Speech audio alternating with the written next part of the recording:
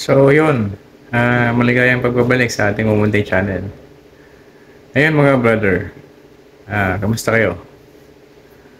Meron tayo ngayong gagawin ulit na handlebar riser. So yung binabala ko noon na gusto kong tumaas ng konti yung manibela natin para hindi siya doon masyadong dikit sa tangke natin. So yun, umorder ako sa online nitong handlebar riser na to. So ngayon mga brother, ikakabit natin to. So samahan nyo ako kung ano magiging resulta. Then i-test din natin kung komportable ba, magiging komportable siya. So ayun mga brother, let's go. So ito siya mga brother. Ito yung tsura niya. So yan siya. So wala siyang logo dito, walang brother nakasulat. So ganyan siya. May kasama na siyang mga may kasama na siya kompleto. So ito pagka maliit yung handlebar natin, ito yung ginagamit. Pag maliit. So pag malaki naman, hindi mo na kailangan to. Ito lang yung gagamitin natin. So yun, ito siya naka-position. So siguro igaganyan natin siya. So medyo tataas to. Kasi gaganon siya. Tapos medyo didikit siya ng ganon. Didikit siya na papunta sa position. So tara, subukan natin. So ayan siya pagka wala, diba? O yan. Hindi masyadong dikit. Siguro pag naikabit natin to, baka tumaas na ng mga ganyan.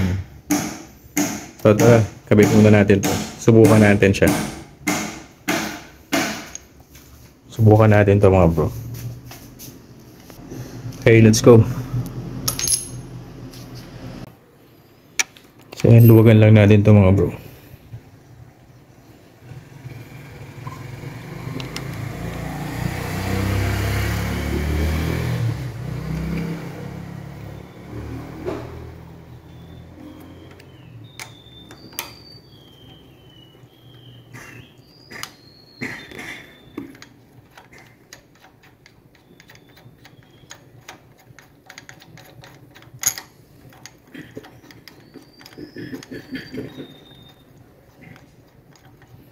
Sana yung wire natin, pagsalpak natin ito, hindi siya mabitin. Kasi yun ang magiging issue natin dito mga bro. Yung cable natin, yung clutch cable natin, and then yung throttle cable. Then at saka itong nasa natin, sa brake. So pag yan nabitin, yun na. Lagot na tayo.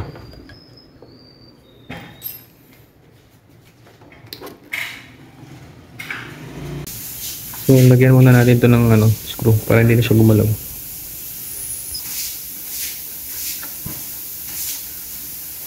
Lagyan lang natin itong isa.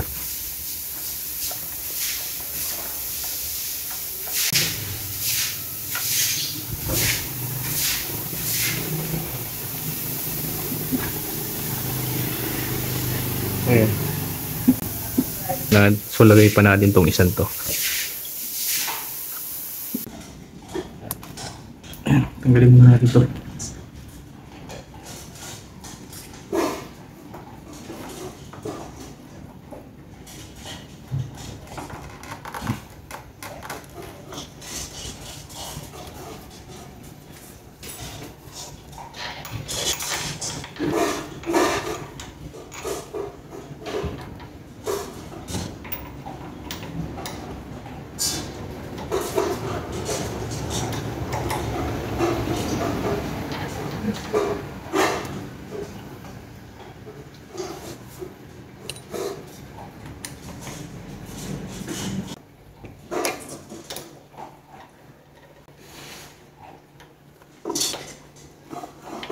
Yan, pwede na natin higpitan to.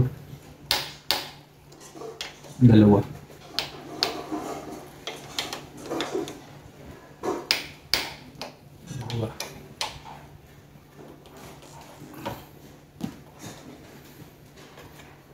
Position ulit natin siya.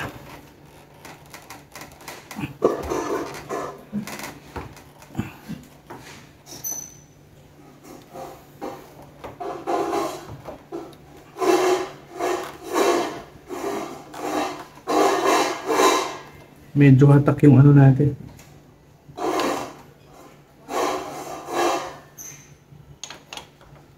Medyo hatak yung throttle cable.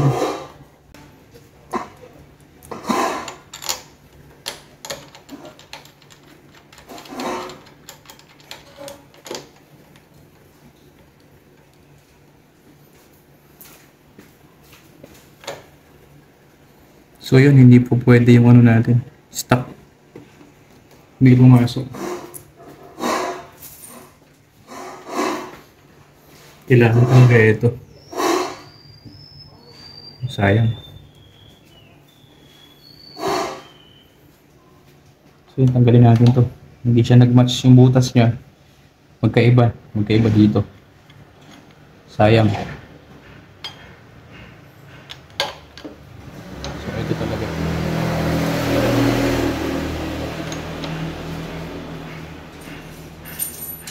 So gagamitin pa rin natin to. Dahil hindi pat bar yung ano natin. So lalagay natin to sa ilalim.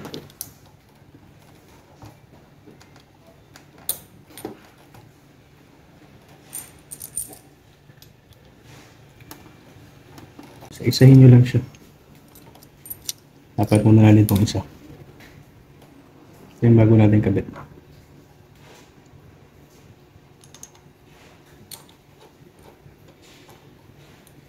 So ito kinakalawang to eh. Dapat yan mapalitan ng stainless.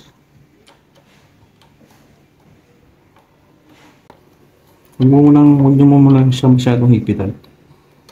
Yung hindi na siya makakawala.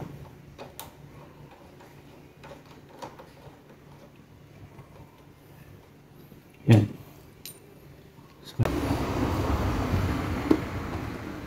So store mo ito mo. Set mo ito lang natin.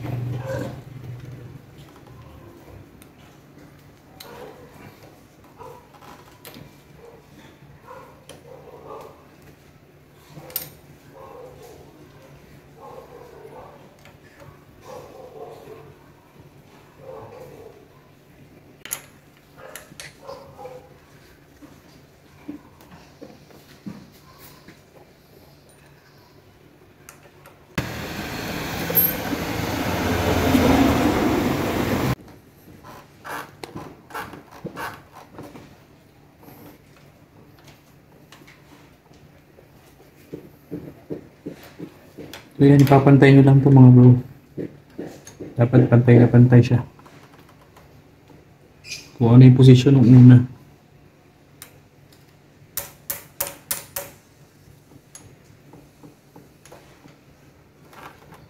Yan.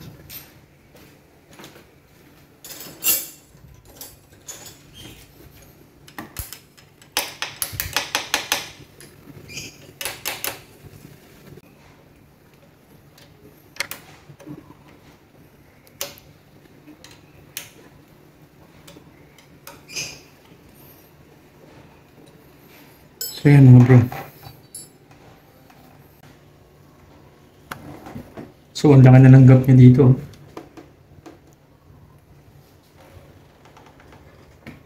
Okay na. Ang laki na ng gap niya. So higpitan muna natin.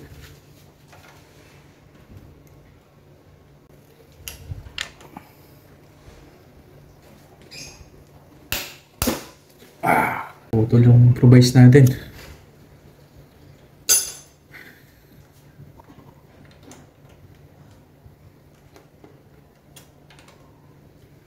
Yan. Palit lang natin itong sa cellphone holder ko.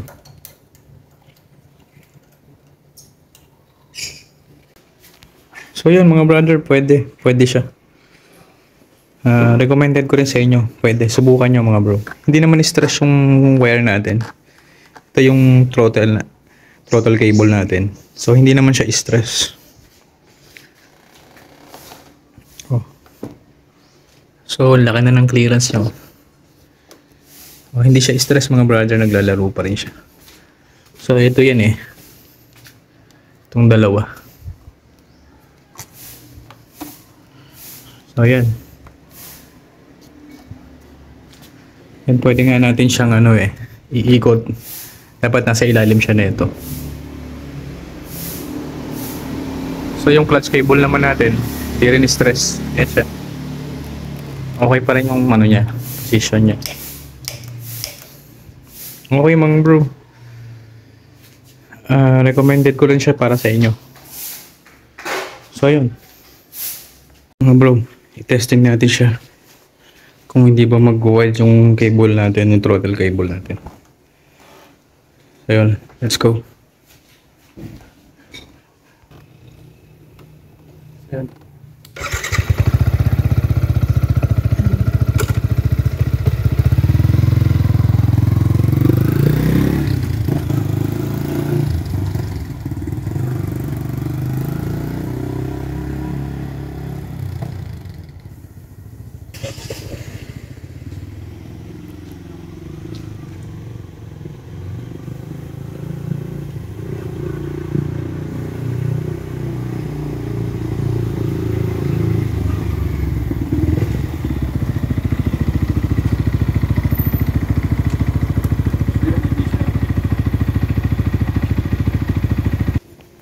So yun mga bro, okay siya.